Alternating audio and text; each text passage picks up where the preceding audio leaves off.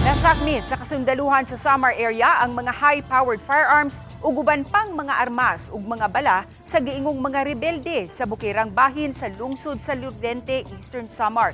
Niadtong Lunes, ang grupo sa 8th Infantry Division ang niresponde sa taho sa mga residente sa barangay Magtino, Lurente, kalabot sa mga armadong grupo.